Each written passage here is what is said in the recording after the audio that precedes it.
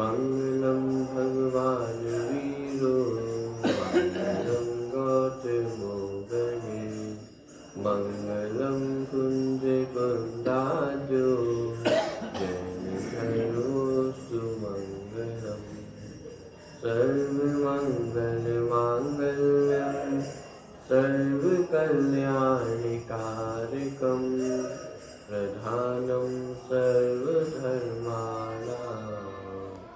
जयतु शासनम् जीवमजीवमदभं जिनवनमसेन चेणनेतिष्ठं देवीन्द्रविन्द्रवन्दं वन्दे तं सर्वदा शिरसा।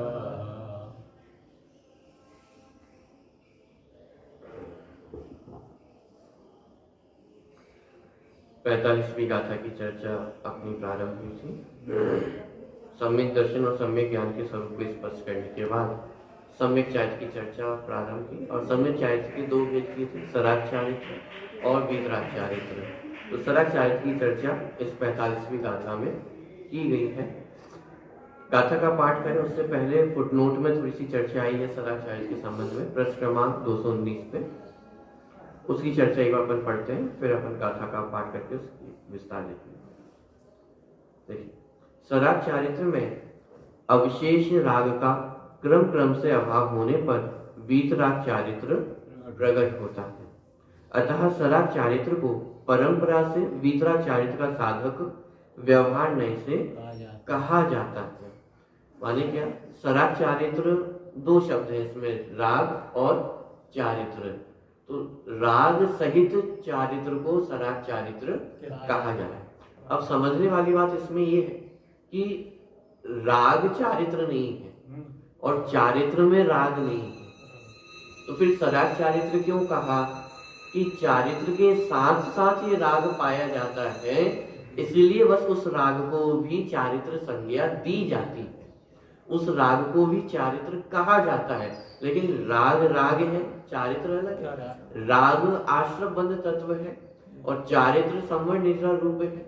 दोनों में अंतर है, दोनों तत्व अलग अलग है। राग दुखमय है, दुख का कारण है, और चारित्र सुखमय, सुख का कारण है। चारित्र को तो साक्षात धर्म ही कहा है, माने दर्शन, माने सम्यक दर्शन को तो धर्म का मूल का, दंसण मूलो धम्मो, और चारित्रम खलु धम्मो, कि चारित्र तो अपने आप में धर्म है, वो साक्षात धर्म है, और धर्म संवर्ण निजा रूप है। तो ये दोनों अलग अलग तत्व है। धर्म सुख का कारण है, सुख रूप है, राग दुख का कारण है, दुख रूप है। तो राग चारित्र नहीं है और चारित्र में राग भी नहीं है, तो फिर सराग चारित्र संज्ञा क्यों दी? क्योंकि चारित्र के साथ साथ ये राग पाया जाता है, बस इसीलिए उस राग को भी चारित्र संज्ञा दी गई है। जैसे उदाहरण बहुत बार दिया ही है कि जैसे दूल्हा है, दूल्हे के साथ जितने लोग हैं वो सब भी बाराती कहलाते हैं। यदि दूल्हा ना हो तो फिर बारात भी नहीं कहलाते। जैसे मिठाई का डिब्बा, मिठाई रखी है अथवा मिठाई रखी जाती है उस डिब्बे में, इसलिए वो क्या, किसका डिब्बा कहलाता है? मिठाई का डिब्बा कहलाता है। लेकिन यदि मिठाई ना हो तो वो डिब्बा अपने आप में तो पुट्ठे का है, प्लास्टिक का है, तो डिब्बा तो अपने आप में अलग पदार्थ, अलग वस्तु है, लेकिन चूंकि उसके संयोग मिठाई के साथ पाया जाता है, इसलिए उस संयोग का आरोप करके उस डिब्बे को मिठाई का डिब्बा कहा जाता है। घी का घड़ा कहना, पानी का घड़ा कहना, वास्तव में पानी का घड़ा नहीं बनता है, घी का घड़ा नहीं बनता है, लेकिन चूंकि उसका संयोग घी के साथ पाया जाता है, इसलिए उसे घी का घड़ा कहा जाता है। जैसे फलों में अपन देखें तो छिलके सहित वो वस्तु फल कहलाती है। केला है तो छिलका भी है, अंदर का दल भी है, लेकिन उस पूरी वस्तु को अपन क्या कहते हैं? केला कहते हैं। अब लेकिन गजब बात है कि जब सेवन करने की बात आती है तो छिलके को हटा दिया जाता है।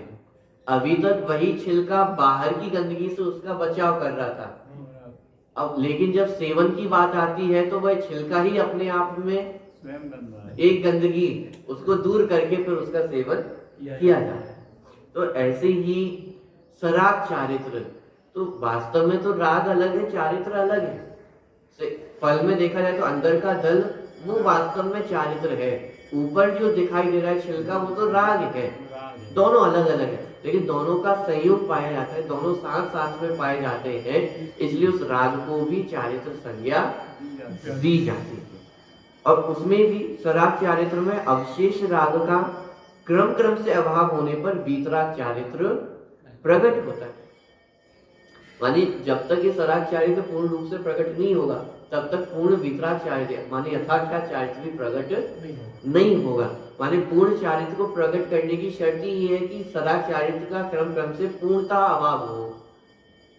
तो जिस चारित्र का पूर्णता अभाव हो जाए तो वो चारित्र हो सकता है क्या? वास्तव में तो यह सराग चारित्र कहकर के वो राग को चारित्र कहा जा रहा है, व्यवहार से वो राग को चारित्र कहना, तो इसलिए संज्ञा बनी सराग चारित्र। तो उस क्रम क्रम से माने उस राग का क्रम क्रम से अभाव होने पर वीतराग चारित्र प्रकट होता है। अतः सराग चारित्र को परंपरा से वीतराग चारित्र का साधक व्यवहार नहीं से कहा जाता है। निश्चय नहीं से साधक वीतराग चारित्र पूर्व में पहले ही जो शुद्धि थी वही है। वास्तव में तो वीतराग चारित्र में जो साधक है वो क्या है? जो शुद्धि उत्पन्न हुई है, अथवा इसको ऐसा कहें कि अंतरंग में जो कषायों का अभाव हुआ है, एक कषाय चौकड़ी का अभाव हुआ, दो कषाय चौकड़ी का, तीन कषाय चौकड़ी का, यथाख्यात चारित्र हुआ तो चारों ही कषायों का अभाव हुआ, तो जो शुद्धि है वही वास्तव में साधक है, वही कारण है वीतराग चारित्र में। उसके बाद मात्र उद्धरण माने प्रस्तुत किए कि यहाँ पर भी इस चर्चा को देखा जा सकता है। ठीक है, तो इस प्रकार सराग चारित्र की चर्चा इस 45वीं गाथा में की गई है। तो उसकी चर्चा अपन ने पिछली क्लास में प्रारंभ कर ही दी थी। 11 प्रतिमाओं का प्रकरण अपन ने प्रारंभ किया था, तो गाथा का पाठ करके फिर अपन उस प्रकरण को आगे बढ़ाते हैं। गाथा क्रमांक 45। असुहादो विनिवित्ति सुहे पवित्ति अजान चारितम वद समिति गुत्तिरूपम ववहारणयादु जिण भणियम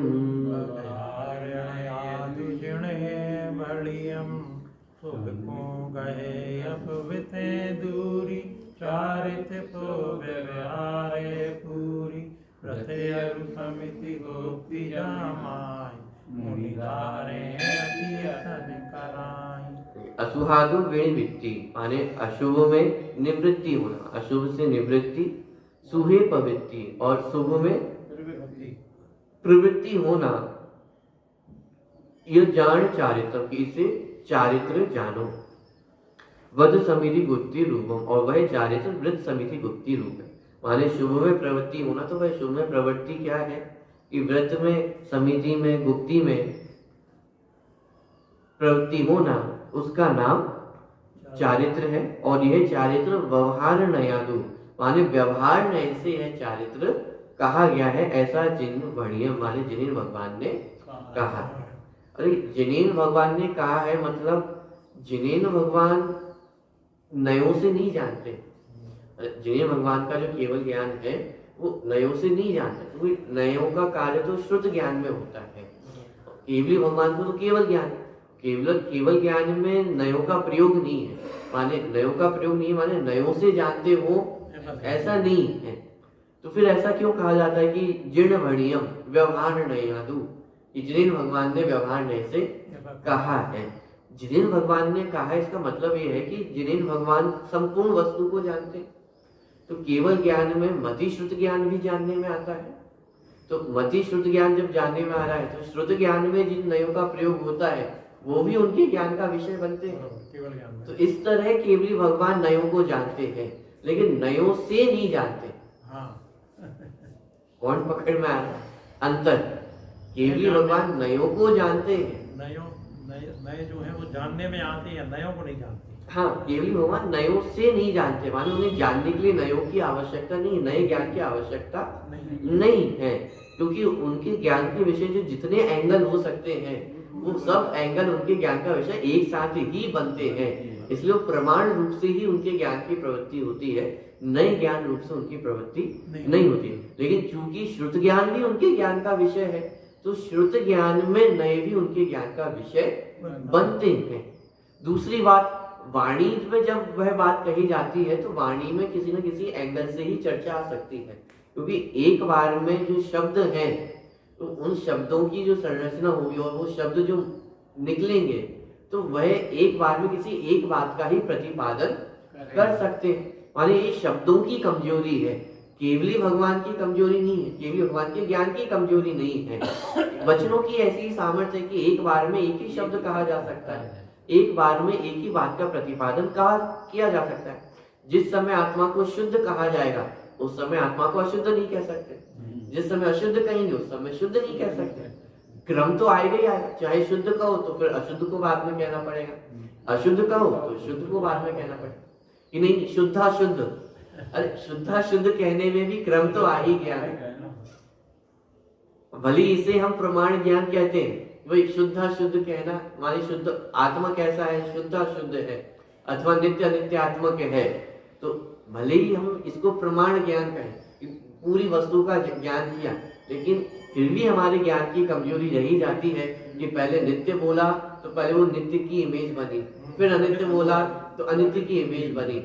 एक साथ दोनों का युगपत ज्ञान होना ये हमारी छद्मस्त दशा में नहीं हो पाता है।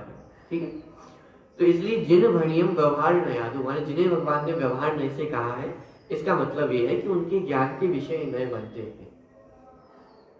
ठीक है, तो व्यवहार नय से जो अशुभ में निवृत्ति और शुभ में प्रवृत्ति है, तो वह शुभ में प्रवृत्ति व्रत समिति गुप्ति आदि रूप से होती है, उसे जिन्हें भगवान ने व्यवहार नय से व्यवहार चारित्र कहा है। यहाँ पे तीन चीजें ली, व्रत समिति और गुप्ति। आपने सुने होंगे चारित्र के 13 प्रकार के भेद, चारित्र 13 प्रकार का होता है, तो 13 प्रकार का चारित्र ही व्रत समिति और गुप्ति, 5 प्रकार के व्रत, 5 प्रकार की समिति और 3 प्रकार की गुप्ति। तो इस प्रकार 13 प्रकार का जो चारित्र है वो बन जाता है। और यहाँ पे कह रहे हैं कि ये 13 प्रकार का जो चारित्र है वही वास्तव में सराग चारित्र है और वही वीतराग चारित्र का परंपरा से साधक है। ठीक, टीका की चर्चा अपन ने प्रारंभ की थी। सराग चारित्र में 2 भेद किए थे, एक देश चारित्र और सकल चारित्र। तो यहाँ पे सबसे पहले एक देश चारित्र का जो वर्णन था वो प्रारंभ किया था। एक देश चारित्र का वर्णन करते हुए सबसे पहले चौथे गुण स्थान का वर्णन किया था। चौथे गुण स्थान में व्रतों का पालन नहीं है, प्रतिज्ञा पूर्वक कोई पालन चौथे गुण स्थान में नहीं है, इसलिए वह अव्रति सम्यक दृष्टि ऐसा कहा जाता है। और उसी को यहाँ पे ब्रह्मदेव सूरी ने नाम लिया दार्शनिक। चौथे गुण स्थान वर्ती को यहाँ पे कहा गया कि उसे दार्शनिक संज्ञा दी। तो दार्शनिक माने इस सम्यक दर्शन से रिलेटेड है, क्योंकि वहां पे सम्यक दर्शन हुआ है, तो इसलिए वह कौन है, दार्शनिक है। जैसे जानने वाला ज्ञायक कहलाता है, ऐसे जिसमें श्रद्धा गुण का सम्यक परिणमन हुआ है तो उसे क्या कहा, दार्शनिक। ठीक, उसके बाद 5वें गुण स्थान में 11 प्रतिमाओं का वर्णन यहाँ से प्रारंभ किया था। पहली प्रतिमा का थोड़ा सा स्वरूप अपन ने समझा था, उसी को पढ़ते हुए फिर अपन आगे बढ़ते हैं। प्रश्न क्रमांक 220 अंतिम पैराग्राफ जो है वहां से अपन चर्चा प्रारंभ करते हैं।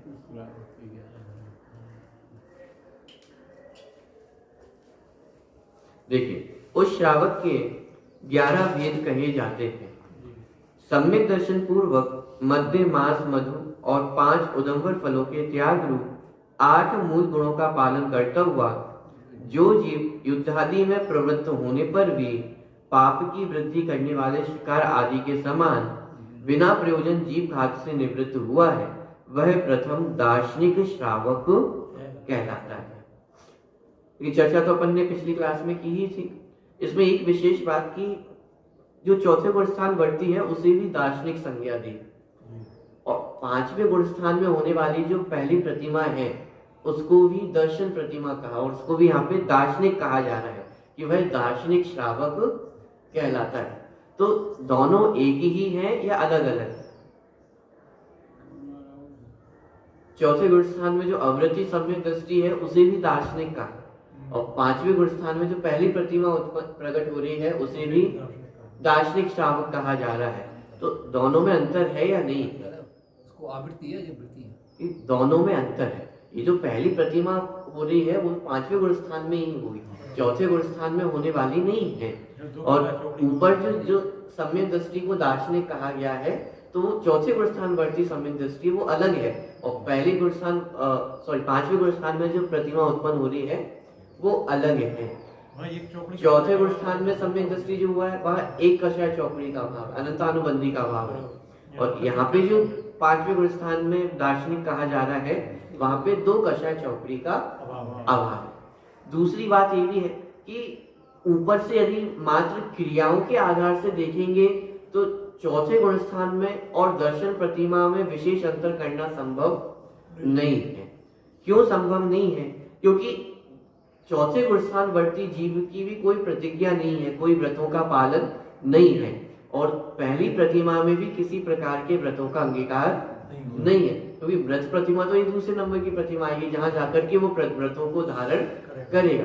पहली प्रतिमा में भी किसी प्रकार के व्रतों का पालन नहीं है, और आवृत्ति जो सम्यक दृष्टि है उसके भी किसी प्रकार का व्रतों का पालन नहीं है। लेकिन फिर भी चौथे गुण स्थान में अब अन्याय अनिति अवक्षित इनका पालन करता हुआ दिखाई देता है। माने अन्याय का सेवन नहीं करेगा, अनिति नहीं करेगा, अवक्ष भक्षण नहीं करता है, तो इनके त्याग रूप उसका जो एक सामान्य बाहर का आचरण है वो दिखाई देता है। लेकिन अंतर क्या है कि वहां पे प्रतिज्ञा नहीं है।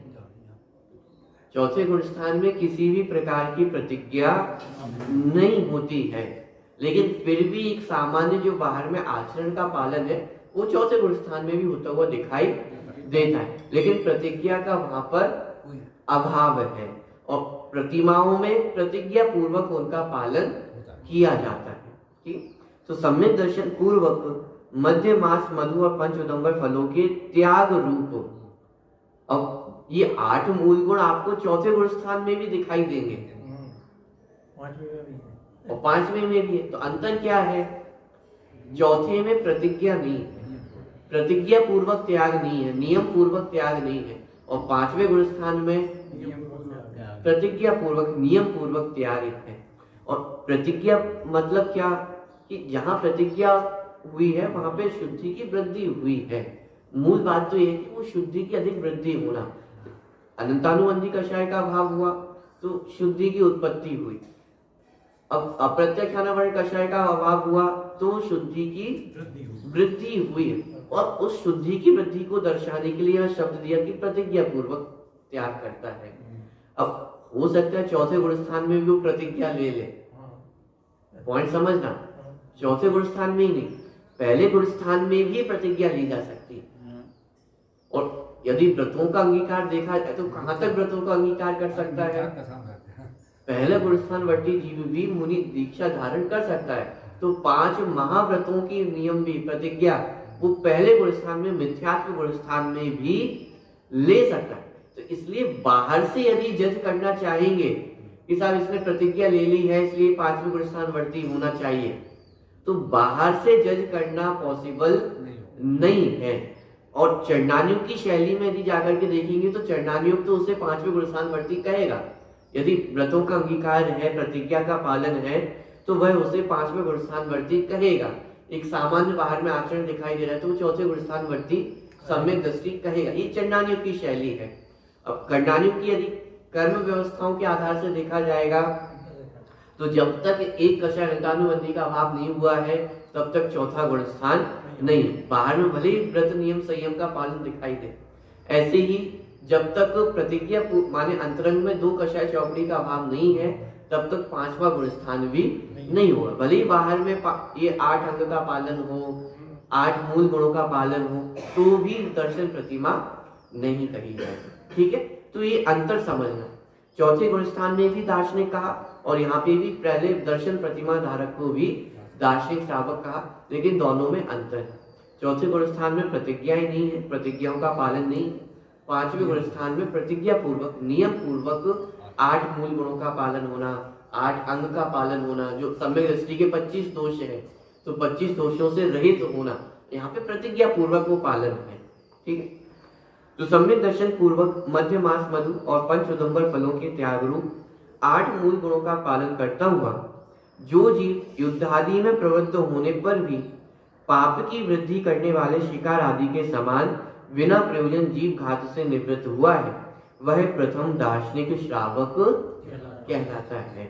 अब देखिए यहाँ पे त्रस घात का भी अभाव नहीं है और स्थावर घात का तो अभाव है ही नहीं, लेकिन फिर भी त्रस घात में भी बिना प्रयोजन के त्रस घात नहीं करता है। दूसरी बात, संकल्प पूर्वक त्रस घात नहीं करता है। अब जैसे आरंभ आदि कार्य है, आरंभ है, उद्योगी हिंसा है, तो इन कार्यों में हिंसा तो होगी। कोई भी व्यापार आदि करेगा, घर गृहस्थी के कार्य करेगा, तो उसमें हिंसा तो होगी।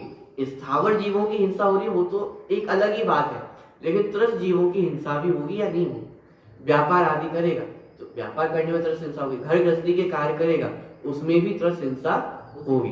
तो त्रस हिंसा का त्याग नहीं है, लेकिन बिना प्रयोजन के त्रस हिंसा का माने त्रस हिंसा नहीं करता है और संकल्प पूर्वक त्रस हिंसा नहीं करता है। तो उसको भी यहाँ पे स्पष्ट किया कि युद्ध आदि में प्रवृत्त होने पर भी माने जो 5वें गुण स्थान वर्ती पहली प्रतिमा धारी दर्शन प्रतिमा का धारी जीव है, वह भी युद्ध आदि में उसकी प्रवृत्ति होती हुई दिखाई दे सकती है, लेकिन फिर भी युद्ध आदि में प्रवृत्त होने पर भी पाप की वृद्धि करने वाले शिकार आदि के समान बिना प्रयोजन जीव घात से निवृत्त हुआ है। अपने मनोरंजन के लिए हिंसा नहीं करता है अथवा बिना प्रयोजन ही हिंसा करे, ऐसा नहीं है। युद्ध आदि में प्रवृत्ति होगी तो युद्ध आदि भी कब करेगा? अपने देश पर हमला करेगा। भाई उसकी प्रजा पे, उसके राष्ट्र पे यदि कोई हमला करे तो उसके बदले में विरोधी हिंसा रूप में वह कार्य हो सकते हैं। अथवा कोई देवशास्त्र रूप पे आक्रमण हो, मंदिर पे आक्रमण हो, तो उसके बचाव के लिए वो विरोधी हिंसा हो सकती है। अपने परिवार पे कोई संकट आए तो उस परिवार के संकट को दूर करने के लिए वो विरोधी हिंसा हो सकती है, लेकिन बिना प्रयोजन के संकल्प पूर्वक हिंसा नहीं करता। ठीक, तो इस प्रकार वह प्रथम दार्शनिक श्रावक कहलाता है। इसकी चर्चा अपन ने पहले भी बहुत की है, इसलिए अब आगे बढ़ते हैं। वही दार्शनिक श्रावक जब त्रस जीवों की हिंसा से सर्वथा निवृत्त होकर 5 अणुव्रत, 3 गुण व्रत और 4 शिक्षा व्रत सहित होता है, तब व्रति नामक दूसरा श्रावक होता है। देखिए क्या कहा, सबसे पहले तो दर्शन प्रतिमा, और दर्शन प्रतिमा का अर्थ मात्र जिनेन्द्र भगवान के दर्शन करना, उसका नाम दर्शन प्रतिमा ऐसा नहीं समझना। तो ये बहुत मिसकंसेप्शन चलता है कि भाई दर्शन प्रतिमा माने मात्र दर्शन करना, उसका नाम दर्शन प्रतिमा नहीं। दर्शन शब्द यहाँ पे मूल रूप से सम्यक दर्शन का सूचक है। तो सम्यक दर्शन पूर्वक जो व्यक्ति का आचरण हो रहा है, श्रावक का आचरण होता है, उसे दर्शन प्रतिमा का। अब उसके आगे व्रतों का अंगीकार करना। तो जब वही दार्शनिक श्रावक जब त्रस जीवों की हिंसा से सर्वथा निवृत्त होकर, त्रस हिंसा का अभाव माने त्रस हिंसा का अभाव भी कहाँ पे हो रहा है? दूसरी प्रतिमा में। माने त्रस हिंसा का अभाव माने त्रस हिंसा का सर्वथा निवृत्त होना वह 5वें गुण स्थान में हो, 5वें गुण स्थान में, और 5वें गुण स्थान में भी दूसरी प्रतिमा से पहली प्रतिमा तक भी उसको त्रस हिंसा के घात का त्याग नहीं है। तो त्रस हिंसा से सर्वथा निवृत्त होकर, और सर्वथा निवृत्त होकर माने संकल्प की हिंसा भी नहीं करेगा, और क्रम से, अभी आरंभ उद्योगी हिंसा यहाँ पे छूटी नहीं है, आरंभ उद्योगी हिंसा यहाँ पे भी अभी होती है, वो तो क्रम से ही आगे जाकर के छूटेगी।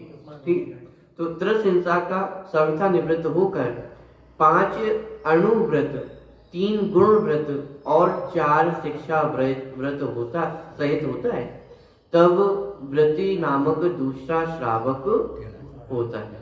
तो 5 अणु व्रतों का पालन करना, 3 गुण व्रत का और 4 शिक्षा व्रत का पालन होना, तो इन व्रतों को अंगीकार करने पर उसे व्रती नामक दूसरा श्रावक होता है, माने दूसरी प्रतिमा में उसने व्रतों को अंगीकार कर लिया है। 5 अणु व्रत माने कि हिंसा, झूठ, चोरी, कुशील और परिग्रह, इनका एक देश त्याग होना, ये अणु व्रत कहना। तो 5 अणु व्रतों का पालन होना, 3 गुण व्रतों का पालन होना, दिग्व्रत, देशव्रत आदि जो है ये गुण व्रत कहलाते हैं। शिक्षा व्रतों का पालन होना, तो ये सब ये व्रतों का अंगीकार ये 5 गुण स्थान की दूसरी प्रतिमा में होता है। ठीक, उसके आगे जब तीनों काल सामायिक करता है तब तीसरी प्रतिमा धारक प्रोषद उपवास करता है।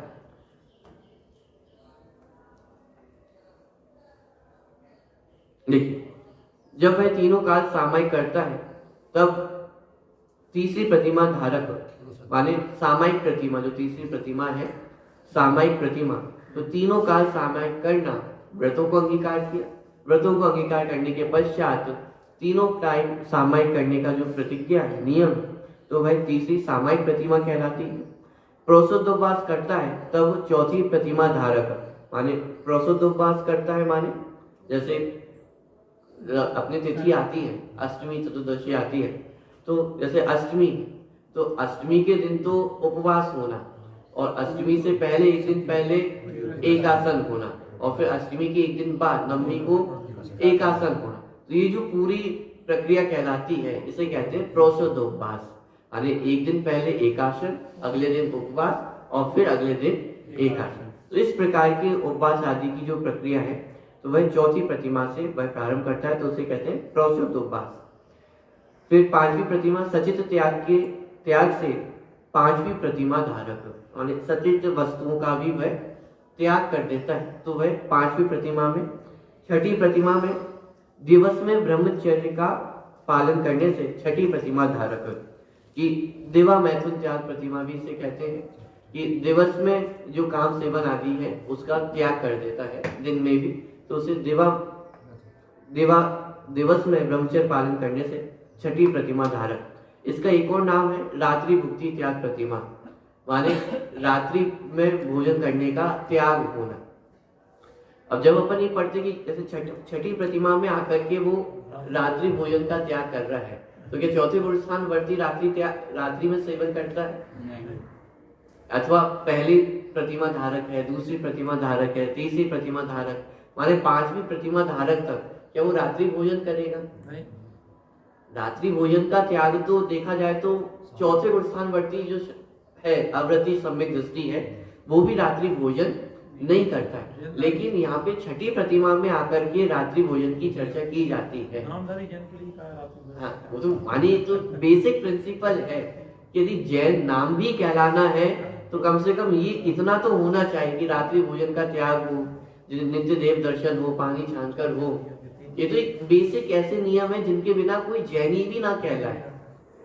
तो फिर यहाँ तो 6ठी प्रतिमा में आकर के रात्रि भोजन की त्याग की चर्चा की जा रही। वास्तव में रात्रि भोजन त्याग जो प्रतिमा है यहाँ पे जैसे स्वयं नहीं करेगा तो कृत, कारित और अनुमोदना, इन तीनों का त्याग हो जाता है। स्वयं नहीं सेवन करता वो तो मिथ्या दृष्टि भी हो, वो भी यदि सामान्य जैन नाम है तो वो सेवन नहीं करेगा, चौथे गुण स्थान में भी नहीं करेगा, 5वीं प्रतिमा तक भी वो रात्रि भोजन का सेवन नहीं करेगा। लेकिन कृत, कारित स्वयं तो नहीं करता है, लेकिन अब जैसे आपके घर में कोई मेहमान आए रात में, तो हो सकता है कदाचित आप उनको भोजन करा दें, उनको सेवन करा दें। वही वह व्यक्ति रात में भोजन करता हो, आपके घर में आया हो, कदाचित हो सकता है आपके घर में उसको भोजन करा दिया, करा ही जाता है। रिश्ते नातेदारी में यदि कोई ऐसे रिश्तेदार आपके आ गए कि भाई रात्रि भोजन करते हैं, रात्रि भोजन करा भी दिया जाता है। लेकिन जहाँ रात्रि भोजन त्याग प्रतिमा ले ली है तो वहां पे कृत से भी त्याग है, कार्य से भी त्याग है और अनुमोदना भी नहीं, बनाएगा भी नहीं, खिलाएगा भी नहीं, खाएगा भी। तो ये मुख्य बात माने 6ठी प्रतिमा में आकर के। सामान्य रात्रि भोजन का त्याग तो उसका पहले से ही चला आ रहा है, लेकिन अब कृत से, कार्य से और अनुमोदना से इस प्रकार से भी रात्रि भोजन का सेवन नहीं करता, स्वयं भी नहीं करता है, अन्य को भी नहीं कराता है। ठीक, तो वह रात्रि भोजन त्याग प्रतिमा तो इसको ही दिवा मैथुन त्याग प्रतिमा भी कहते हैं और रात्रि भुक्ति त्याग प्रतिमा भी कहते हैं। तो ये छठी प्रतिमा। तो दिवस में ब्रह्मचर्य पालन करने से छठी प्रतिमा धारक, सर्वथा ब्रह्मचर्य पालन करने से सातवीं प्रतिमा धारक। अब देखिए ये जो प्रतिमा है, एक तो जो ऊपर 5 अणुव्रत धारण किए थे दूसरी प्रतिमा में, वहां पर भी ब्रह्मचर्य अणुव्रत था, और अब यहाँ पे सातवीं प्रतिमा में आकर के ब्रह्मचर्य प्रतिमा, यहाँ पे माने यहाँ पे सर्वथा ब्रह्मचर्य का पालन करना। तो ब्रह्मचर्य अणुव्रत में पर स्त्री का तो त्याग था, लेकिन स्व स्त्री का त्याग नहीं है, और सातवीं प्रतिमा में आकर के अब स्व स्त्री का भी त्याग है, इसलिए ब्रह्मचर्य प्रतिमा इसको नाम दिया। बहुत बार कंफ्यूजन होती है कि दूसरी प्रतिमा में भी ब्रह्मचर्य अणुव्रत है छठी में क्या होता है और सातवीं प्रतिमा में भी ब्रह्मचर्य का पालन की बात है। तो दोनों में अंतर इतना है कि वहां स्व स्त्री का सेवन है और स्त्री का त्याग है, लेकिन अभी शादी हुई है तो अभी स्व स्त्री के साथ तो रहेगा, तो उसका त्याग नहीं, लेकिन सातवीं प्रतिमा में आकर के स्व स्त्री का त्याग भी हो जाता है। तो सर्वथा ब्रह्मचर्य पालन करने से सातवीं प्रतिमा धारण, आरंभ आदि संपूर्ण व्यापार के त्याग से आठवीं प्रतिमा धारक। आरंभ आदि के संपूर्ण कार्य ये आठवीं प्रतिमा में आकर के छूट जाते हैं। आरंभ आदि, आरंभ माने व्यापार आदि के, घर गृहस्थी के जो कार्य जिनमें हिंसा होती है, उन सब कार्यों का त्याग कर देना, वह आरंभ त्याग प्रतिमा कहलाती है। तो इसका मतलब जो आठवीं प्रतिमा धारक व्यक्ति है वह व्यापार आदि के कार्यों से निवृत्त हो जाता है, क्योंकि व्यापार आदि के कार्य करेगा तो उसमें उसके आरंभ संबंधी हिंसा होगी ही होगी, बिना हिंसा के वे कार्य हो जाए ऐसा संभव नहीं है। तो आठवीं प्रतिमा में आकर के वह इन आरंभ आदि कार्यों का भी त्याग कर देता है। मकान आदि बनवाने का भी त्याग करेगा। हाँ, ये सारे कार्य उसमें आ गए, मकान आदि बनवाना, मंदिर बनवाना, ये बनवाना, व्यापार आदि करना, इन सारी वस्तुओं का उसका, मंदिर बनवाने वाला भी इसमें जाता है। हाँ, सब आरंभ में ही कार्य है, सब हिंसा के ही कार्य है। तो ये सारी चीजों का त्याग वो आरंभ त्याग प्रतिमा के अंतर्गत आ जाता है। तीनों प्रेत कार्य मुझे तीनों उससे करना चाहिए। और क्या चर्चा करें, माने आरंभ त्याग प्रतिमा में दूसरों के लिए भी अब भोजन बनाने का, क्योंकि उसमें भी आरंभ है, तो अब वो भोजन कैसे करेगा? स्वयं के लिए भोजन बना सकता है, लेकिन और अन्य किसी के लिए भोजन बनाए, पूरी व्यवस्था मिलाते फिरे, माने घर गृहस्थी के जो बाकी कार्य है उनसे अब वो निवृत्त हो जाता है। आरंभ संबंधी, उद्योग संबंधी जो हिंसा होती है उन सबसे अब वह आठवीं प्रतिमा में आकर के निवृत्त होता है। तो घर व्यापार आदि संबंधी समस्त पाप कार्यों में, ऊपर से आरंभ आदि संपूर्ण व्यापार के त्याग से आठवीं प्रतिमा धारण, पहनने ओढ़ने के वस्त्रों के अतिरिक्त अन्य सर्व परिग्रहों के त्याग से नवमी प्रतिमा धारक। अब इसमें क्या हो रहा है कि जो जितना भी परिग्रह है कि परिग्रह का क्रम क्रम से त्याग होता जाएगा। जैसे दूसरी प्रतिमा में भी परिग्रह परिमाण व्रत है, वहां पे भी परिग्रह को सीमित करना प्रारंभ कर दिया था। अब यहाँ पे और उसमें प्रतिज्ञा पूर्वक उसका त्याग करते जाना, बस निश्चित कर लिया कि बस 2 वस्त्रों की आवश्यकता है तो 2 वस्त्र ही रखूंगा, उसके अलावा और वस्त्रों का सेवन मैं नहीं करूं। तो इस प्रकार से अपने परिग्रह में परिमाण करते जाना और बाकी समस्त परिग्रह का त्याग करते जाना।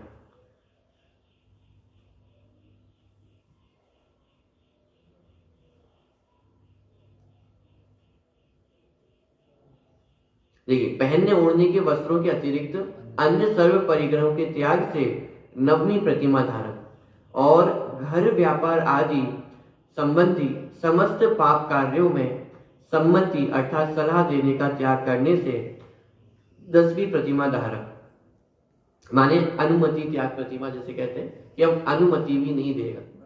घर में रहता हुआ भी, लेकिन घर के संबंधी कोई भी कार्य हो तो उसमें अब कोई अनुमति अपनी नहीं देते। कोई उनसे आकर के पूछे कि साहब घर में ये कार्य करवा ले या नहीं करवाए, कि उनकी तरफ से कोई अनुमति नहीं, जैसा आपको करवाना है आप ऐसा करवा लो। भाई विवाह का कोई प्रसंग आया तो ये विवाह करना चाहिए कि नहीं करना चाहिए, कैसे करना चाहिए, कि उसके संबंध में कोई भी अनुमति उनकी तरफ से नहीं रहती है। तो इसे कहते हैं अनुमति त्याग प्रतिमा। घर व्यापार आदि संबंधी समस्त पाप कार्यों में सम्मति अर्थात सलाह देने का त्याग करने से 10वीं प्रतिमा धारक और उद्दिष्ट आहार के त्याग से 11वीं प्रतिमा का धारक श्रावक होता है। 11वीं प्रतिमा में जाकर के माने उद्दिष्ट चीजों का भी त्याग हो गया है। जैसे 11वीं प्रतिमा में जो क्षुल्लक अलग क्षुल्लक होते हैं, तो अब उसमें क्या होता है कि भोजन करने जाएंगे तो उनके उद्देश्य से बनाया गया यदि भोजन है तो उसका सेवन भी वे नहीं करते हैं। मुनिराजों के संदर्भ में अपन इसको बात को समझते हैं कि उद्दिष्ट भोजन के त्यागी होते हैं। उद्दिष्ट भोजन माने उनके उद्देश्य से बनाया गया भोजन, तो वे उसके त्यागी हैं। इसमें एक और चर्चा आती है, जैसे वस्त्र संबंधी चर्चा भी आती है कि जैसे अलग छुलक है तो वो वस्त्रों को धारण करते हैं, तो वस्त्रों को बदला भी जाता है। तो जैसे मान लीजिए किसी के माने घर में यदि भोजन के लिए आए हैं, आहार के लिए आए हैं, तो अब यदि उनके उद्देश्य से यदि पहले से वस्त्रों को लाकर रखा गया है, माने उनके उद्देश्य से यदि वस्त्रों को लाया गया है, तो वे भी उद्दिष्ट के अंतर्गत ही आ जाते हैं। माने ऐसे वस्त्रों को भी वे धारण नहीं करते हैं। पहले से ही वस्त्र रखे हों और फिर उनको दिया जाए तो वैसे वस्त्रों को तो धारण किया जा सकता है, लेकिन उनके निमित्त से लाए हुए वस्त्रों को भी वे धारण नहीं करते। तो ये 11वीं प्रतिमा के अंतर्गत वो बात आ जाती है कि उनके उद्देश्य से लाए हुए भोजन, बनाया हुआ भोजन और उनके उद्देश्य से लाए हुए वस्त्र, उन दोनों को ही वे ग्रहण नहीं करते हैं। तो वह उद्दिष्ट त्याग प्रतिमा। इसमें है कि उद्दिष्ट आहार, सिर्फ आहार लिया जाता है। मूल रूप से आहार की चर्चा होती है, लेकिन इसमें वस्त्रों की चर्चा भी ली जाती है। वस्त्र को बसती का उनके निमित्त कोई कार्य नहीं करना, धर्मशाला बनाई गई है यहाँ के लोग, वो सारी चीज उसी में सम्मिलित माने उनके उद्देश्य से यदि कोई कार्य किया जा रहा है तो उसका सेवन नहीं करते। चलिए कहाँ पे आ गए? 11 प्रकार के पाप कार्यों में सम्मति देने का त्याग वह 10वीं प्रतिमा और उद्दिष्ट आहार के त्याग से 11वीं प्रतिमा का धारक श्रावक होता है।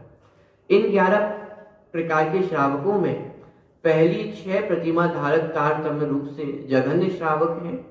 उसके पश्चात की 3 प्रतिमा धारक मध्यम श्रावक और अंतिम 2 प्रतिमा धारक उत्तम श्रावक हैं।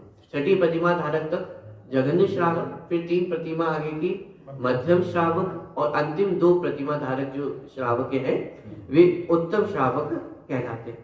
इस प्रकार संक्षेप में देश चारित्र के दार्शनिक श्रावक आदि 11 भेद जानना। फुटनोट में यहाँ स्पष्ट भी किया, देश चारित्र 5वें गुण स्थान में अंतरंग में मिथ्यात्व तथा प्रथम के 2 कषाय के अभाव रूप होता है, क्योंकि यहाँ पे कहा देश चारित्र के दार्शनिक श्रावक आदि 11 भेद जानना। तो किसी को कंफ्यूजन ना हो कि दार्शनिक तो 4थे गुण स्थान वर्ती को भी कहा जा रहा है, तो वहाँ स्पष्टीकरण कर दिया कि यहाँ पे जो दार्शनिक श्रावक कहा जा रहा है वो 5वें गुण स्थान से जो दर्शन प्रतिमा है वहां से दार्शनिक संज्ञा दी जा रही है। यद्यपि 4थे गुण स्थान वर्ती को भी दार्शनिक कहा है, लेकिन वह दार्शनिक मात्र सम्यक दर्शन हुआ है इसलिए उसे दार्शनिक कहा जा रहा है। और दार्शनिक श्रावक जो 5वें गुण स्थान में पहली प्रतिमा धारक है, वहाँ प्रतिज्ञा पूर्वक नियमों का पालन है, 2 कषाय चौकड़ी का अभाव है, इसलिए उसे दार्शनिक श्रावक कहा जा रहा है। तो यहाँ पे जो दार्शनिक श्रावक कहा वह 5वें गुण स्थान से ही समझना, 4थे गुण स्थान की बात नहीं है। तो संक्षेप में देश चारित्र के दार्शनिक श्रावक आदि ये 11 प्रकार के भेद जानना। ठीक है। अब एक देश चारित्र के व्याख्यान के पश्चात सकल चारित्र का उपदेश करते हैं। यही जो पूरी चर्चा हुई है एक देश चारित्र की चर्चा है। एक देश चारित्र माने भी पापों का संपूर्णतया त्याग नहीं हुआ है। सकल चारित्र में जाकर के अब 5 पापों का संपूर्णतया त्याग होता है, तो उसे सकल चारित्र कहते हैं। देखिए, हे शिष्य, अशुभ कार्यों से निवृत्ति और शुभ कार्यों में प्रवृत्ति को तू चारित्र जान। और वह चारित्र कैसा है कि व्रत, समिति और गुप्ति रूप है, और वह व्यवहार जैसे श्री जिनेन्द्र भगवंतों द्वारा कथित है। ठीक है, माने वह चारित्र कैसा है, व्रत, समिति और गुप्ती रूप है। माने यहाँ सकल चारित्र की बात चल रही है। तो व्रत माने महाव्रतों का अंगीकार करना, गुप्ती का, समिति का अंगीकार करना, इसे यहाँ पे चारित्र कहा जा रहा है। और इसे व्यवहार नय से जिन्हें भगवान ने चारित्र कहा है। तो व्यवहार नय से चारित्र कहा है, मतलब कि जो चारित्र तो नहीं है लेकिन उपचार से जिसे चारित्र कहा जाता है, तो ऐसा सराग चारित्र उसे यहाँ पे चारित्र संज्ञा दी जा रही है। तो वास्तव में तो ये व्रत आदि का पालन का जो भाव है वह भी शुभ राग है, और शुभ राग अपने आप में देखा जाए तो आश्रमबद्ध तत्व है। तो वास्तव में तो दुख रूप है, दुख का कारण है, लेकिन चूंकि जो आत्मा में वीतराग परिणति उत्पन्न हुई है, जैसे मुनि दशा है, तो 3 कषाय चौकड़ी का अभाव हुआ। 3 कषाय चौकड़ी का अभाव होने पर जो शुद्धि उत्पन्न हुई है, उस शुद्धि की उत्पत्ति के साथ ये राग भी साथ में पाया जाता है। माने जहाँ 3 कषाय चौकड़ी के अभाव में शुद्धि उत्पन्न हुई है, वहां वस्त्र संबंधी जो राग है वो छूट जाता है, तो उस व्रत का अंगीकार करने का जो राग है वो साथ में पाया जाता है। 5 महाव्रतों को पालन करने का राग है, 28 मूल गुणों को अंगीकार करने का राग है, ये साथ में पाया ही जाता है। तो इसलिए साथ में पाया जाता है, इसलिए उसे भी चारित्र की संज्ञा दी गई है। लेकिन वास्तव में समझना कि वास्तव में वह चारित्र नहीं है, क्योंकि पहले अपन ने बात देखी थी, सराग चारित्र क्रम क्रम से छूटता चला जाता है। तो अंतरंग में वो राग परिणति भी छूटती चली जाती है और बाहर में क्रियाएं भी क्रम क्रम से छूटती चली जाती हैं। क्यों? जैसे आप विचार करके देखें, छठे गुण स्थान से 7वें गुण स्थान में आए, तो 7वें गुण स्थान में कितने 28 मूल गुणों का पालन हो रहा है?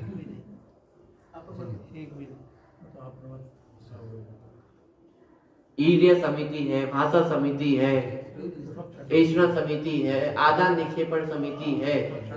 तो आप विचार करके देखो, इनमें से कितनी समितियों का पालन हो रहा है, कितना देख देख के चल रहे हैं, कितना आहार के लिए प्रस्थान हो रहा है, कितनी वस्तुओं को उठा रहे हैं, रख रहे हैं, कुछ भी नहीं कर रहे हैं। तो अंतरंग में तो राग का अभाव होता ही है और बाहर में भी वो क्रियाओं का सहज ही अभाव होता चले जाता है, क्योंकि वहां तो एक सहज शुद्धोपयोग की ही दशा शेष रहती है, अपने स्वरूप में ही स्थिर हो गए हैं। तो सराग चारित्र का क्रम क्रम से अभाव होता है, माने अंतरंग में रागादिक का भी अभाव होता चला जाता है और बाहर में उसके राग के निमित्त से होने वाली जो क्रियाएं थी उनका भी अभाव क्रम क्रम से होता चला जाता है।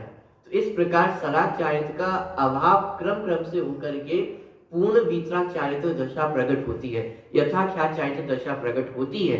इसलिए सराग चारित्र को भी चारित्र संज्ञा दी गई, माने उस राग को भी चारित्र कहा गया, क्योंकि उस राग पूर्वक चारित्र हो रहा है। राग पूर्वक चारित्र हो रहा है माने राग का अभाव होगा और चारित्र की उत्पत्ति होगी। बस राग के अभाव पूर्वक चारित्र हो रहा है, इसलिए उस राग को भी क्या कह दिया? चारित्र कह दिया है। और पकड़ में आ रहा है। बस इसी प्रकार यहाँ पे व्यवहार चारित्र की जो चर्चा है वो की गई है। अब यहाँ पे थोड़ी सी और चर्चा जो व्यवहार चारित्र संबंधी है, माने किस नए से चर्चा पूरी की गई है, तो नयों के माध्यम से चर्चा की जाएगी। दूसरी बात, किस कर्म के अभाव से व्यवहार चारित्र भी होता है, माने जो बाहर में आचरण दिखाई दे रहा है तो वहां पे किस कर्मों का अभाव है। जैसे अप्रत्यक्षानावरण का अभाव हुआ तो देश चारित्र हुआ, प्रत्यक्षानावरण कषाय का अभाव हुआ तो सकल चारित्र होगा। तो इस प्रकार का जो पूरा वर्णन है वो आगे क्रम में आने वाला है, उसकी चर्चा अपन आगे करेंगे।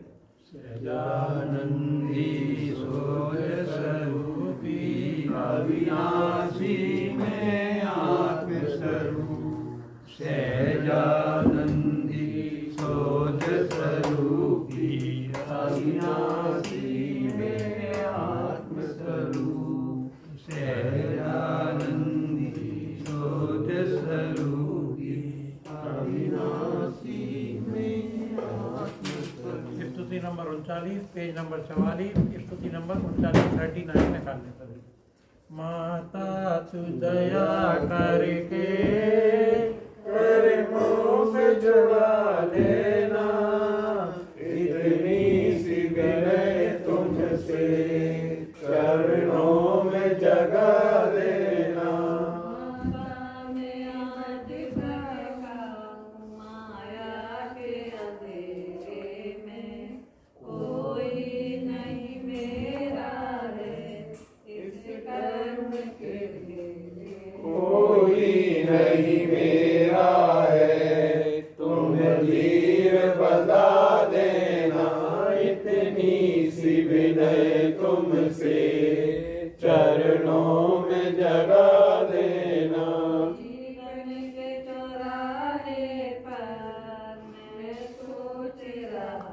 कब से जाऊं तो किधर जाऊं, मैं सोच रहा मन से। पथ भूल गया हूँ मैं, तुम राह बता देना, इतनी सी विनय तुमसे, चरणों में जगा देना। प्राणों को उबारा है, मुझको भी उबारो तुम। मझधार में नैया है, मुझको भी तेरा दो। मझधार में अटका हूँ, मुझे पार लगा देना, इतनी सी विनय तुमसे, चरणों में जगा देना। जावानी के ज्ञान से सूर्य लोकालो, सोवानी मस्तक नमो सदा सी।